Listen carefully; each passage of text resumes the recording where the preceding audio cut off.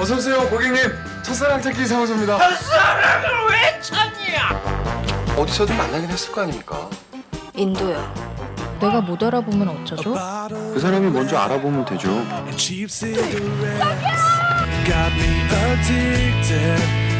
찾았어요, 그 사람.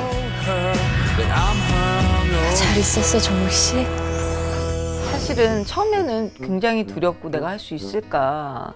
그런데 막상 하면서는 이 작품을 정말 잘 만들어야겠다. 같이 고생한 스태프들, 배우들에게 누가 되지 않도록 이 작품의 수장으로서 정말 잘해야겠구나라는 다짐을 많이 했던 작품입니다.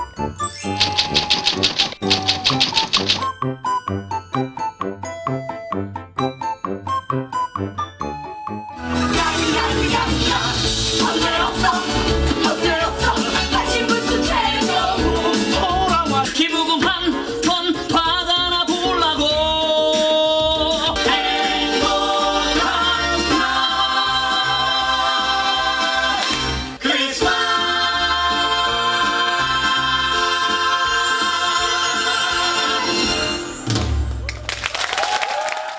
글을 쓰는 시간보다 버리는 시간이 확보돼야 돼요.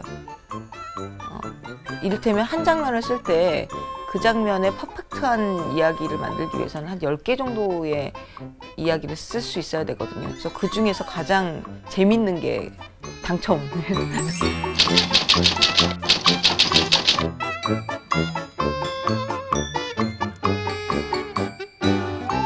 아버지 장례식만 끝나면 이 집 정리하고 각자 갈 길 가자. 나도 바라던 바다. 우리 대표 한동식 이집 내까지내 깐깐해 포장해 이 시대 마지막 정기중 정리 기쁠 때나 슬플 때나 언제나 하는 맛을 대해 한평생 날 위해 산 정대 남길 것이 없어 미안하다. 다만 한 가지 들려줄 말이 있다면 여수하면 저한테는 아주 편안함. 저는 따로 휴가를 잘 안 가요. 일 때문에 외국에 가는 일이 많기 때문에 휴가는 항상 집에서 하는 거라고 생각이 들어요. 저는 그 때문에 항상 여수에 내려가요.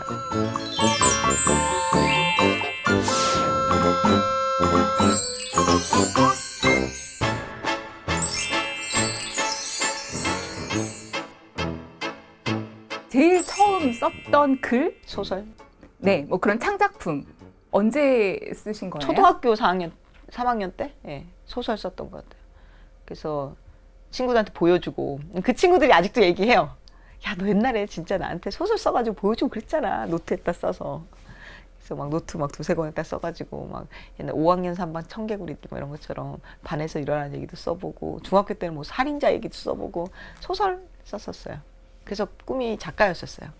롤모델이 됐던 사람이 따로 있으세요? 어린 시절부터 시작해서 지금까지도 보면 누구 한 명이라고 얘기하기가 어려울 정도로, 그리고 저는 롤모델이 된 사람이 있으면 어떻게든지 찾아가서 만나요. 로버트 맥기라는 교수님 있는데, 외국 교수님이세요. 미국인이신데 그분이 스토리에 대한 수업을, 엄청난 수업을 강의를 하세요. 전 세계를 돌아다니면서 하시는데 하버드에서도 하시고. 그분이 저한테 롤모델이었거든요. 대본을 쓰는 거에 대해서. 근데 그분이 정말 나이가 72세인데 한국에 강연하러 오셨어요. 매일매일 아침에 제일 앞줄에 가서 앉아서 수업 들었었어요. 그래서 결국은 인사하고 커피 마시고, 그래서 진짜 롤모델이 있다면 물론 귀찮게 하지 않은 정도에서 열심히 최선을 다해서 그 사람한테 적극적으로 하면 만나주시더라고요. 대학 때 약간 남다른 학생이셨던데? 네, 뭐 머리 삭발한 적도 있었고 맨발로 학교 다닌 적도 많았고, 머릿속에 뭐가 들어있는지 모르는데 이 머릿속에 글씨가 서 있을 수도 있는 건데, 근데 되게 바보 같은 생각이긴 하지만 그런데 내가 남의 머릿속에 들어가는 직업이잖아요. 작가니까. 잘 쓸 수 있을까 이런 생각이 들다가 갑자기 머리를 그때 또 인도도 가고 싶었었고 그래서 머리 민 적도 있었고, 항상 군복하고 군화를 많이 신고 다녔었어요. 29살 때 세종문화회관에서 공연을 제가 이제 연출이 된 거예요. 총연출이 돼서 정말 너무너무 어린 연출인 거죠. 사실 세종문화회관 같은 경우는 파격으로 제가 20대에 연출이 온 거예요. 무대 위에서 이제 셋업할 때 서 있는데 반바지 입고 있었거든요. 근데 마이크로 거기 극장 계신 그 선생님께서 누군지 모르니까 아가씨 거기 아무데나 올라가는 거 아니에요? 내려와요, 내려와 이랬어. 그래서 되게 웃었는데 너무 어려 보이니까 그게 싫어가지고 나 이렇게 약해 보이고 잘 못할 것 같이 보이고 그런 게 싫어서 옷도 항상 이렇게 더 큰 옷 입고 다녔던 거예요. 항상 옷이 컸어요. 그래서 그때 옛날 사진들 보면 잠바 같은 것도 남자들 옷만 입고 다니고 해보고 싶은 거 다 했던 것 같아요. 여행도 많이 다니고 40만 원 가지고 막 인도 3개월 가서 살고 여행지도 평범한 데 말고 막 리투아니아 막 이런 데 가고 그래서 슬로바키아에서 한국까지 비행기 안 타고 배 타고 뭐 기차 타고 말 타고 막 국경 넘어 한국으로 오기도 하고 그런 도전들을 되게 좋아하셨던 것 같아요. 영화 보시고서 무조건 영국을 가셨다는 얘기도 들었습니다. 대학교 다닐 때 학교 수업이 갑자기 없어져가지고 비디오 방에 가서 혼자서 영화를 봤어요. 근데 그 영화가 프라이드 그린 토마토라는 영화였었어요. 근데 거기서 나오는 이찌라는 캐릭터가 있는데 생생한 캐릭터였었어요. 왠지 살아도 더 살고 있는 사람 같은 느낌. 그걸 보면서 난 너무 아니란 것 같아. 그래서 학교 앞에 사거리에서 멈춰 섰어요. 걸을 수가 없더라고요. 새로운 도전이 시작해야겠구나. 여기서 멈춰 있으면 안 되겠다라는 생각이 들어서 영국에 갔었어요. 원래 처음부터 이렇게 집에서 돈을 받을 생각을 안 하고 갔기 때문에 제페스 레스토랑 빈집 청소, 뭐 또 BBC에서 엑스트라도 해보고 여러 가지 아르바이트를 했던 것 같아요. 거의 22살이었는데 거의 뭐 학생의 탈을 쓴 노동자, 외국인 노동자였어요. 그래서 학교 다니고 일하고 이 두 가지를 다 같이 하면서 내 인생을 책임지게 된 거죠. 그때 참 영어를 많이 배우지는 않았지만 내가 정작 공부하고 싶었던 연극을 많이 배우지는 않았지만 삶을 배우고 온 것 같아요. 정말 강인한 멘탈리티를 거기서 가지신 그렇죠. 건가요? 네, 그랬던 것 같아요. 지금도 뭐 강인하진 않은데 힘든 순간이 있잖아요. 그럴 때 버티게 하는 힘인 것 같아요. 그때는 22살 슬픔도 별로 없고 아픔도 별로 없고 경험도 별로 없어서 요만큼의 슬픔이고 요만큼의 괴로움이었는데 그게 너무 힘들었겠죠. 근데 지금은 이만큼 더 생겨도 또 나는 22살 때보다 이만큼 컸으니까 이것도 결국은 다 지나갈 거야 라는 믿음이 생긴 것 같아요. 22살에 참 인생의 교훈을 얻으셨네요, 거기서. 네, 만으로 20살이었으니까요. 22살이라고 해도. 제가 제 꿈과 처음 만났던 순간이었던 것 같아요. 공연을 하면서 살겠다라는 완벽한 확신이 들었었어요. 그러면서 어떻게 해야 되는지 플랜도 짜게 되고. 지금까지 얘기를 쭉 들어보자면 감독님에게 참 잘 어울리는 단어가 도전인 것 같아요. 네, 아주 단순한 일례로는 등산을 별로 안 좋아했었어요. 교수님이 이제 과 학생들, 연축 학생들 다 데리고 등산을 데려갔어요. 제가 한 27, 6 이쯤 됐었던 것 같아요. 제일 꽁다리에 있었던 친구였었단 말이에요. 근데 그 이후로 아이 낳고 나서 체력이 너무 바닥이 난 거예요. 그래서 이 저질 체력을 어떻게 극복할 것인가.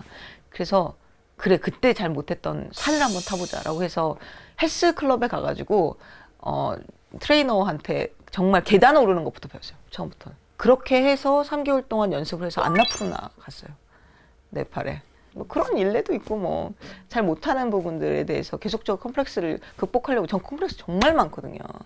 한해종 딱 갔더니 뭐 너무너무 잘난 정말 훌륭한 집에 자제거나 뭐 외국에서 공부를 막 10년씩 했거나 뭐 최소한 이쁘거나 젊거나 애매한 25살이 학교에 남들은 대학 졸업할 나이에 다시 대학을 들어가서 정말 똑똑하다는 친 서울 애들 막 저는 이렇게 공연도 몇 개 본 것도 없는데 막 이렇게 미국에 가서 공연 이만큼 봤다는 친구들 그런 친구들하고 섞여서 아, 난 재능도 없고 배경도 없고 내가 잘할 수 있을까라는 생각을 했었지만 정말 극면도 재능의 하나라는 생각이 들어요. 끈질기게 꼼꼼하게 준비하고 노력하면 못 이룰 게 없어요.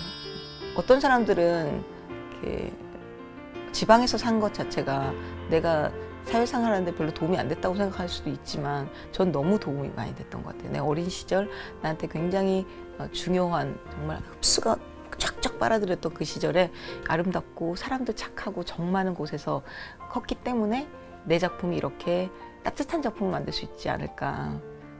그런 정서를 갖게 한 게 바로 여수가 아니었나라는 생각이 들긴 해요. 여수의 청소년들이 예술가에 대한 꿈을 많이 꿔도 되겠네요. 아, 그럼요. 지금은 훨씬 더 쉬워요. 인터넷도 발달돼 있고 KTX도 다니고. 저는 6시간 버스 타고 다녔지만 지방에 살고 있기 때문에 컴플렉스가 있을 수도 있잖아요. 빠른 속도로 반응할 수 없다. 예를 들면 영화도 늦게 내려오는 것 같고 뭐 공연도 보려면 너무 힘들고. 하지만 그 컴플렉스가 결국은 나를 극복하게 만드는 자극제가 될 거예요. 분명히. 그래서 굉장히 좋은 건강한 컴플렉스라고 생각하거든요. 그런 것들은 결국 단점과 장점은 양면의 동전 같은 거거든요. 그래서 나의 것으로 만들면 돼요. 컴플렉스는 특징으로 만들면 돼요.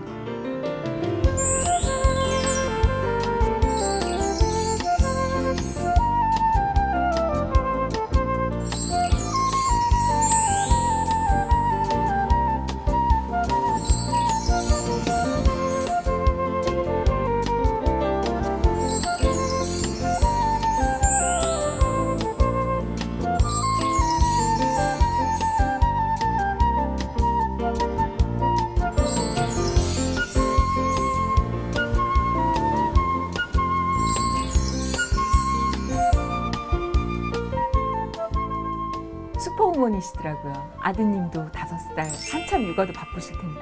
사실 굉장히 많은 숫자의 워킹맘들이 다들 그렇게 일을 하고 계실 거예요. 다만 자기가 하는 전문 분야가 다를 뿐인 거지. 저만 막 그렇게 하는 게 아니기 때문에 별로 그렇게까지 어렵다고 생각이 안 들고요. 또 하다 보면 적응이 돼요. 아이 키우고 일대로 하고 이런 것들이 적응도 되고.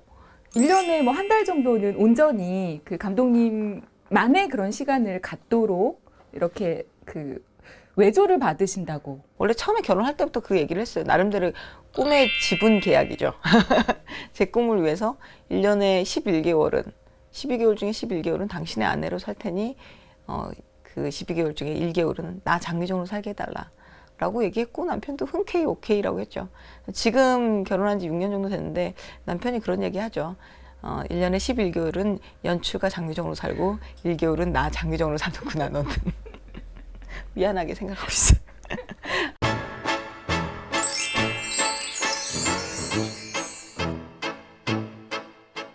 대학로에서 처음으로 1000석짜리 뮤지컬 전용 극장이 만들어지거든요. 뮤지컬 센터라고.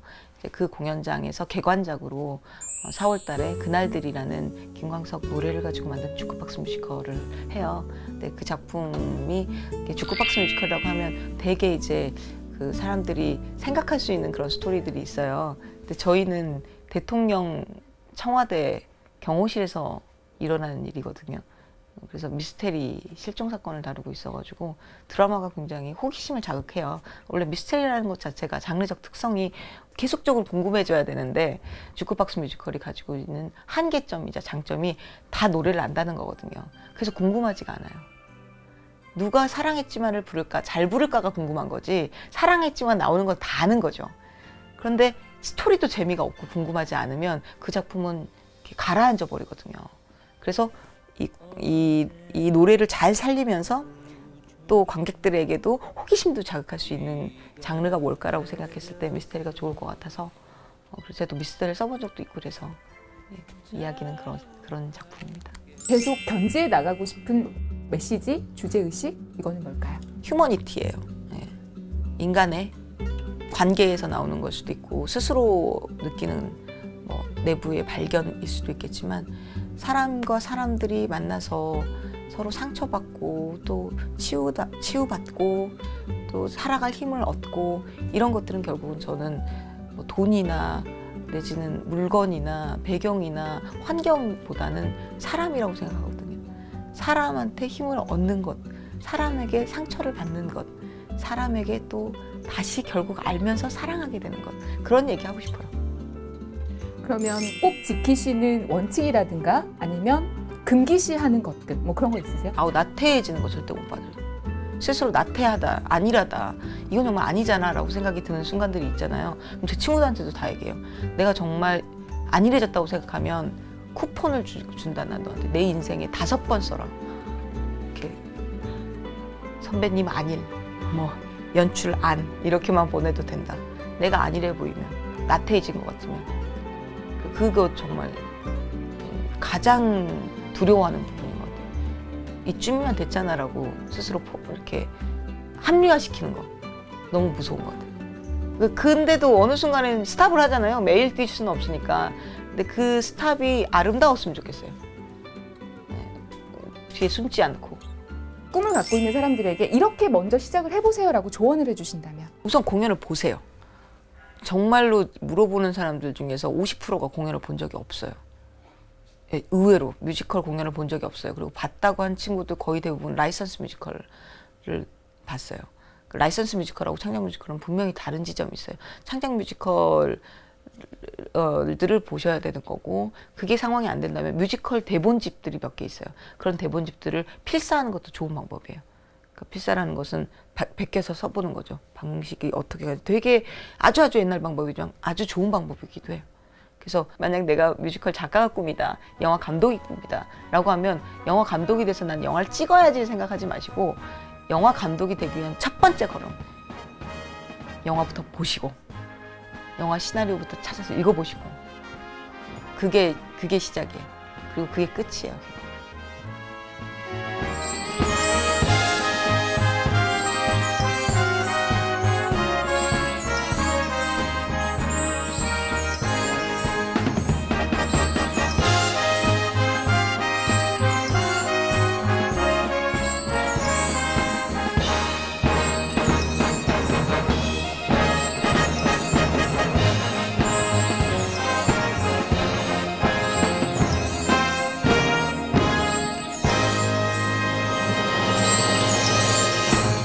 제 인생에 가장 큰 스승이 있습니다. 그 사람들은 저에게 이렇게 살아라 저렇게 살아라고 가르쳐주지 않았어요. 다만 보여줬을 뿐이에요. 그래서 그런 롤 모델이 된 분들이 계시는데 바로 저희 엄마 아빠입니다. 엄마 아빠 늘 정말 열심히 건강하게 정열적으로 세상을 살아주셔서, 그리고 내가 나이가 들면 저렇게 살고 싶구나라고 믿게 해줘서 너무 고맙습니다. 저를 잘 키워줘서도 고맙지만 엄마 아빠의 삶을 잘 살아주셔서도 너무 감사드려요. 그래서 저는 제 아들에게 든든한 백이 아닌 멋진 롤모델이 되고 싶어요. 엄마 아빠처럼요. 네, 엄마 아빠 사랑해요.